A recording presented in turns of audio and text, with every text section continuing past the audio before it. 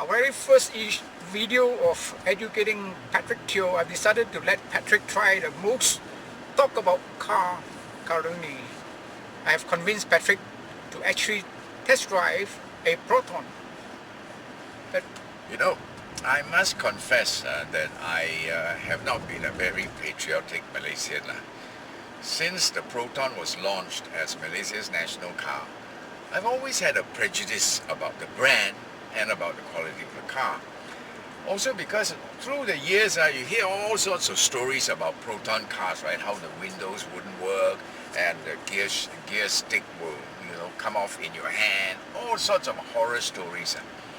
So I must confess, I have never ever considered even driving a Proton, much less buying one.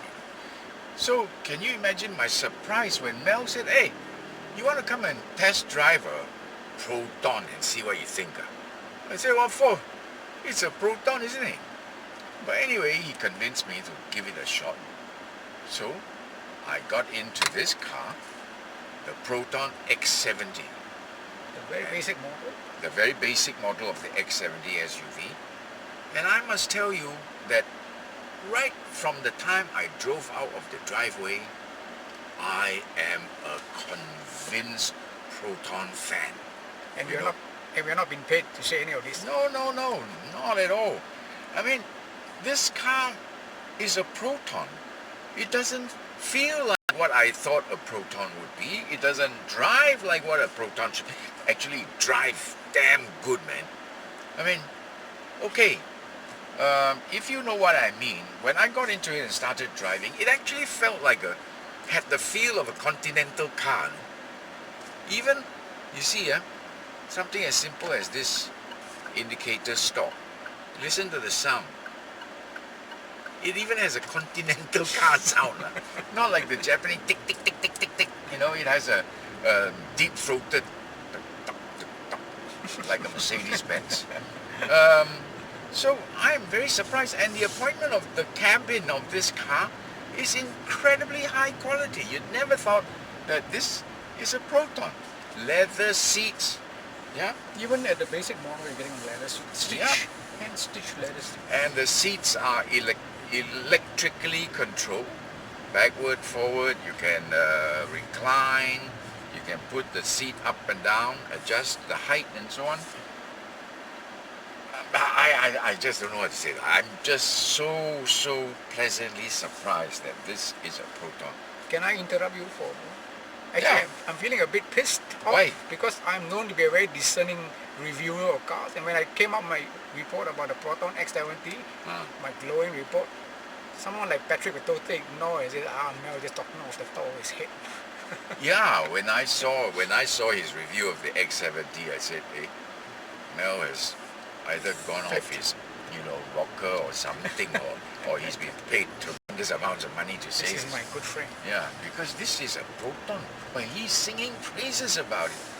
So when I first saw the review, I said, cannot be lah. How can a Proton be all that Mel says it is? Well, now I'm convinced it is. It's a fantastic car. Yeah, take a break. The sentiments expressed by Patrick has been shared by a lot of people, Malaysians, who have sworn off Proton or never ever considered Proton in their shopping list. Yeah. Now they've been forced to consider his car and forced to go to the showroom or drive their friends or family members X70. And I'm sorry, I seem to be gushing about this car, as did Mel when he drove his review car. But, I honestly, because I was a Proton skeptic, right?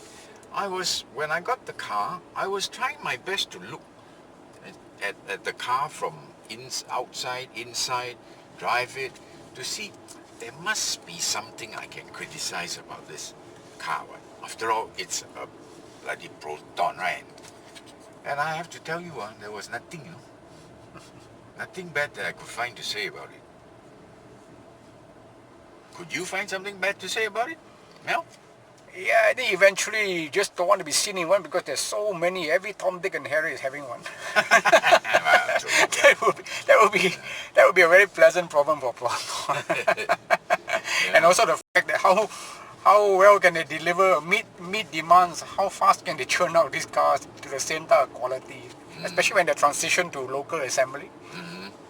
That would be an interesting point in this car's life, when it becomes a locally assembled car. I like this. I like this very much. And this one sells for just below 100,000. Below 100,000? This is the The basic level, model, the entry model. 99,000. Wow. So now you know why the Japanese especially are very, very worried. Now you want to mention the South Korean. Yeah. For the Proton dealers, it's back to the good old days of order taking. Everybody wanting to jump queue. Good times are back again. When a car is in such high demand, there's all sorts of hanky-panky again. Everybody wanting to jump queue.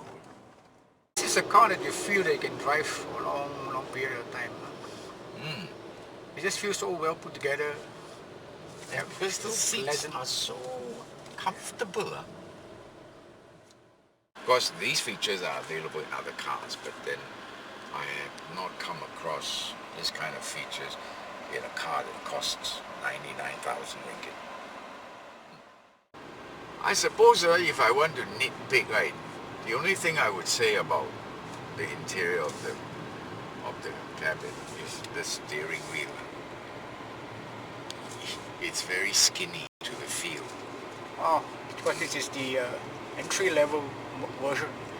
Yeah. The premium version is very, very nice grip with hand stitch. Yeah. This one is very skinny. Yeah. Doesn't feel sort of doesn't feel right for a car that drives like this.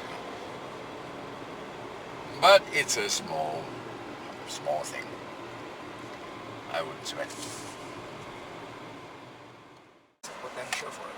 Maybe the Chinese manufacturers or designers might want to change what the voice says when you turn it on.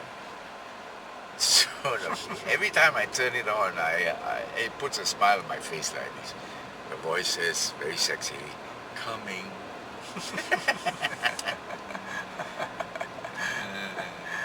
Yeah, the guy would Some feminists might take offense to that, and because of that, not buy the car. the guy would turn to his wife and said, "Dad, you full of complaint? So I'm fully satisfied with me."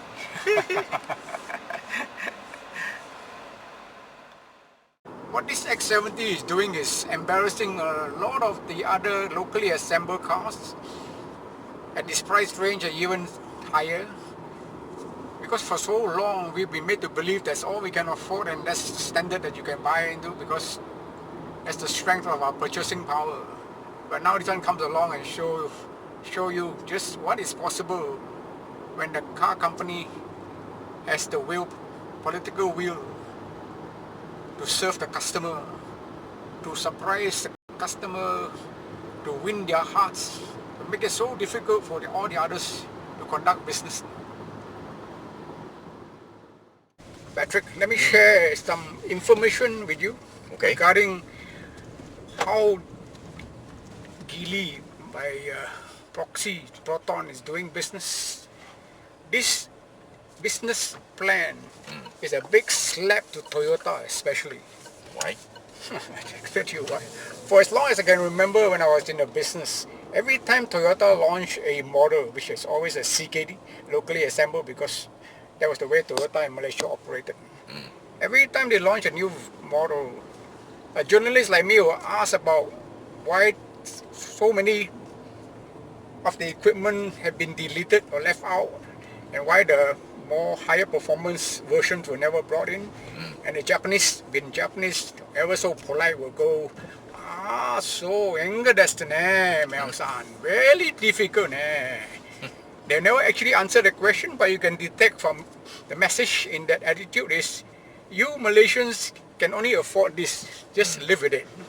That was the ultimate arrogance, and that was their business plan for as long as I can remember. And now, Geely and Proton is completely upsetting that apple cart. I can I'm waiting to see whether Toyota can still maintain that sort of business plan if they wish to continue doing business. Really cannot question this car because the price always slap you in the face. Yeah. Whatever you complain or whatever you make disparaging remark, they just slap you in the face with that price tag. Just very effectively asking you to shut up. you want something better, pay maybe even double the price. This car is definitely going to spoil the consumers. So much more difficult to please potential customers, any of the other brands, if they don't have anything close to this, or they have something like this but it costs so much more. But one thing it might do though, Mel, is that this X series might kill the other Proton models. Which is a given, because Proton definitely is going through a transition. There'll be a huge transformation. All the previous models are just too outdated. And the culture is so different now. It's not difficult to see where Proton is heading. You just have to look at the parent company in China. It's an open secret what is coming, what is available. And the motor shows in China will show you the future of Proton. Now the question that needs to be answered, will the rest of the car manufacturers follow suit? Either improve the cars of this price category, or what else can they do in reply to this massive attack on their market? Turn off the radio. Well, it obeys some commands, but not others. You know what I was just told about this this coming feature of Proton. All your conversation has been monitored by somebody. Now the concern is whether the data is all for Malaysian years or going all the way back to China. In the back seat of the Proton X70, remember this is the basic model, huh? And just as the front, the seats are very comfortable. I just can't believe this is a Proton, man. Okay? The front of this X70 is nothing much to shout about, but one thing it does for me is that this car makes me very proud of this branch. I'm no longer a skeptic of the Proton brand. I am convinced that Proton is on its way to becoming a major auto manufacturer. Hello, this is Patrick Teoh. And Mel Lee. And this is, of course, Breaking Bad, the YouTube channel.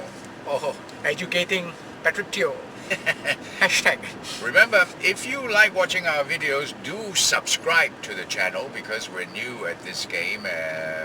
So we need to build an audience. Yeah, we really appreciate you spread the word and make us more popular. Then we already are. We promise to make you laugh. As well as educate you, hopefully. Okay, subscribe.